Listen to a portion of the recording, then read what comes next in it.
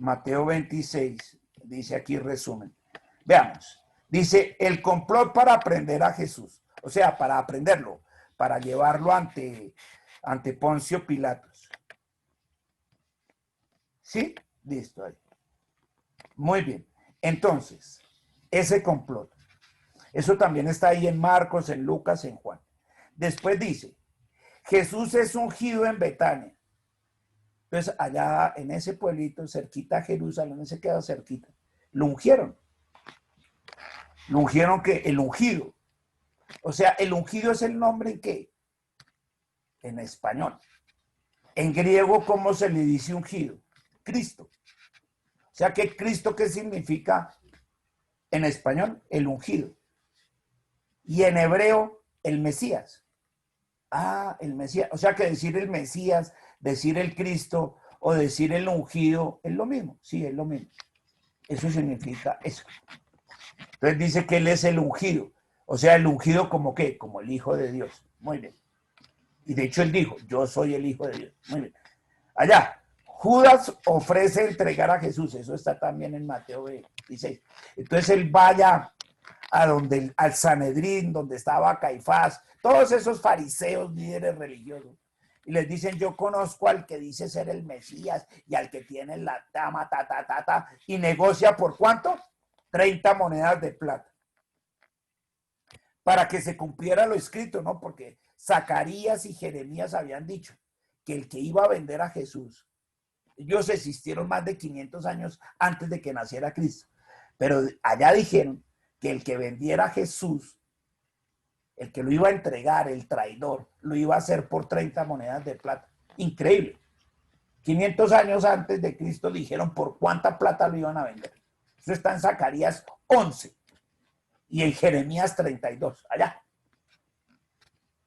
Y dices, vaya a los fariseos, a Caifás, a todos esos. Dice, venga, yo les conozco ahí bajándose el billete, tal, las 30 monedas. Listo.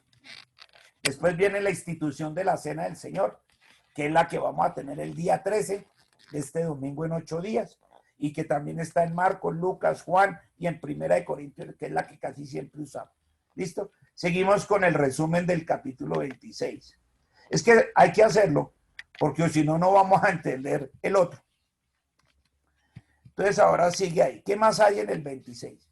Entonces, ahí Jesús anuncia la negación de Pedro. Pero tú más que sí, ¿qué tal? Pero que sí, hombre. Mire, usted me va a negar antes de que el gallo cante esta noche. 3 veces me va a negar. No, olvídese, yo con usted hasta la muerte, parcero. Usted lo matan y yo me entierro con usted. ¿Cómo no? Y eso le dijo, no, hasta la muerte, ¿verdad? Ahí en eso. Ahí está. Y en los otros evangelios también dice. Después Jesús ora en Getsemaní.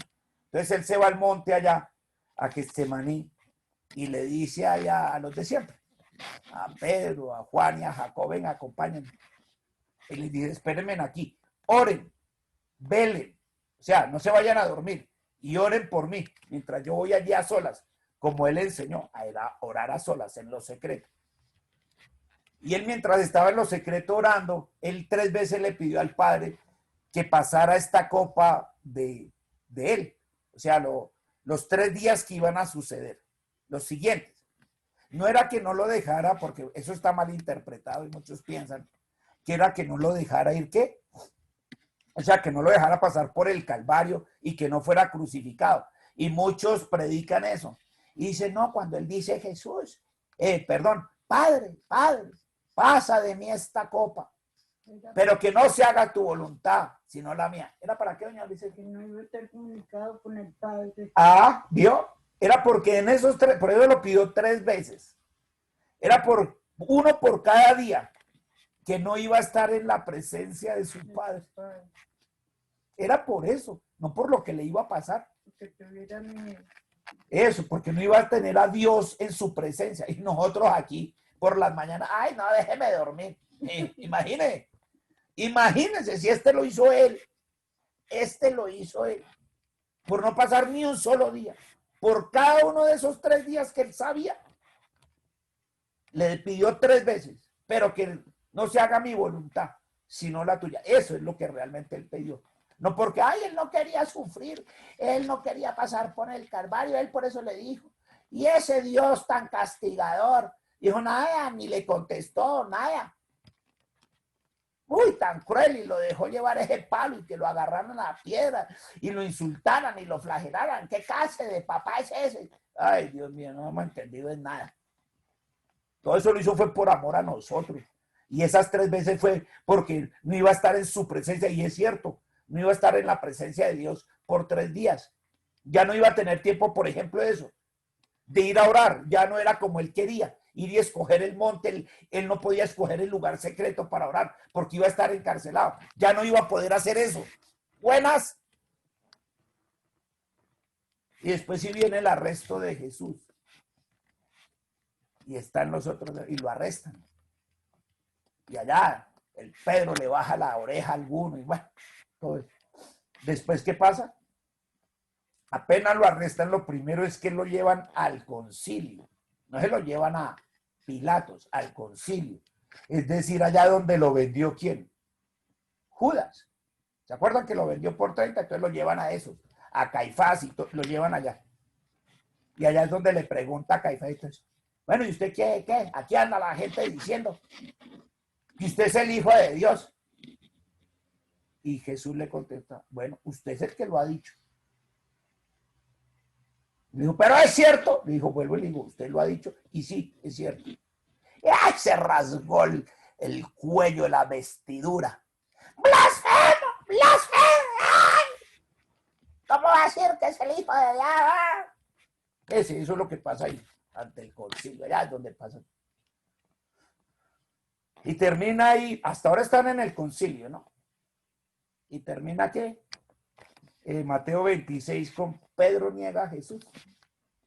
Entonces, mientras a Jesús lo llevan allá ante los fariseos, todavía no ha ido ante Pilato. Pedro, por el otro lado, en estos pasajes, hay otros que dicen, mira, ese es un discípulo del Señor. Yo lo vi andando con el Mesías, al que acabaron de arrestar. Y el Pedro, no, ¿cuál? Yo no fui, ¿cómo le ocurre? ¿Qué tal? No. Y dice que Jesús enseguida salía del concilio, salía de ahí. Ahí sí se lo iban a llevar ya donde Pilatos. Esos, Caifás, todos los fariseos, lo iban a llevar allá. Ese tal concilio es el famoso Sanedrín. Sanedrín. Entonces lo sacan de ahí y lo van a llevar. Y mientras tanto el Pedro lo está negando. Y cuando sale Jesús, dice que Pedro se vio en los ojos de Jesús y Jesús lo miró. Y se dio cuenta que lo había negado 3 veces. Justo como le había dicho unas horitas antes en la noche, en la última cena. Y se acordó de eso, dice ahí. Pedro se acordó y dijo, ay, vainas. Y ya lo hice, ya lo negué, cuando se vio en los ojos del Señor, que salía ahí del concilio. Y esa vaina, Pedro, esa mirada, y el haberse acordado, eso lo marcó toda su vida. Toda la vida la marcó la de Pedro. Tanto que dicen los libros seculares, eso no lo dice la Biblia, lo dice son libros seculares, es decir, libros de historia, para que me entiendan. Porque hay libros de historia de esta época. Hay libros, por ejemplo, el de Josefo, el de muchos libros del primer siglo. Y hay libros de esos. No la Biblia no, pero otros libros de historia sí dicen que Pedro cuando fue a ser ejecutado, lo iban a crucificar de la misma forma en que murió Jesús. Igualito, así, en una cruz. Y él dijo, esto lo persiguió tanto a Pedro, que dicen esos libros de historia, que él pidió que lo crucificaran boca abajo, o sea, con la cabeza hacia abajo y los pies hacia arriba. Y dicen esos libros de historia que a él le preguntaron que por qué pidió ser crucificado de esa forma. Y esos libros de historia dicen que la frase que él dijo fue, porque no soy digno de morir como murió mi maestro. No soy digno de morir como murió mi Señor, porque se acordó de esto, de que fue un faltón. Y eso sí que es horrible, ser faltón.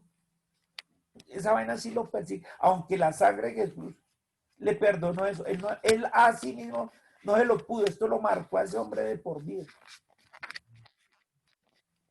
Lo marcó. Bueno, y ya después va a seguir capítulo 27, que es el que vamos a ver mañana. Sin embargo, para que no se queden aquí antojados. Y entonces, y la prédica se llama Así se cumplió lo dicho, que es lo que hemos estado viendo. Así se cumplió lo dicho. Y vamos a ver lo de Judas, sobre todo lo de Judas, la muerte de Judas y con el viejo Judas, pues, ¿qué pasó? ¿Vale? Por hoy dejémoslo en el resumen, que fue un buen resumen. Porque si no, si llego a la muerte de Judas, dicen, uy, pastor, qué brincada la que usted se pegó. Entonces dije, no, espere. El Señor me dijo, haga un resumencito ahí.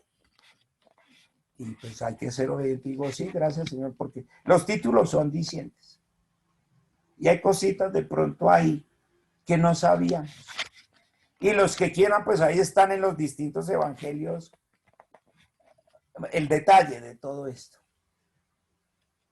Porque ya nos aproximamos a terminar Mateo. Y vamos a seguir con Juan. Porque Juan no repite muchas cosas de esto. El evangelio de Juan tiene bastante cosas distintas.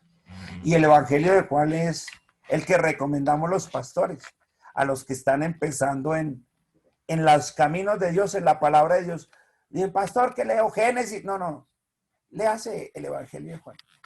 Usted que está empezando, léase el evangelio de Juan. Porque ahí va a entender la razón de por qué vino Jesús. ¿A qué vino? ¿Y por qué vino por usted? ¿Y qué va a suceder y para dónde es? Juan, el mismo Juan que escribió Apocalipsis, ese mismo Juan. Entonces uno recomienda el evangelio de Juan para establecer fundamentos sólidos. Y ese es el que vamos a ver. El que sigue de este libro es Juan, el de Juan, el evangelio de Juan. ¿Por qué? Porque Juan lo escribió sobre finales del siglo I, por allá del año 85, 90 al 100. Cuando él lo escribió ya estaba escrito el evangelio de Mateo, ya había escrito el de Lucas, Juan Marcos, ya estaba el libro de Hechos. Entonces Juan, cuando escribe el evangelio de Juan, pues él ya ha leído los otros. Y dice, ¿para qué escribo lo mismo? Como sí hizo Marcos, Mateo, Lucas, muchas cosas son parecidas, como estas, que aquí aparecen casi todos.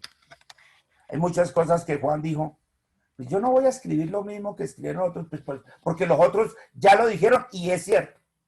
Voy a escribir más bien lo que no dijeron ellos y cosas que a mí Dios me reveló.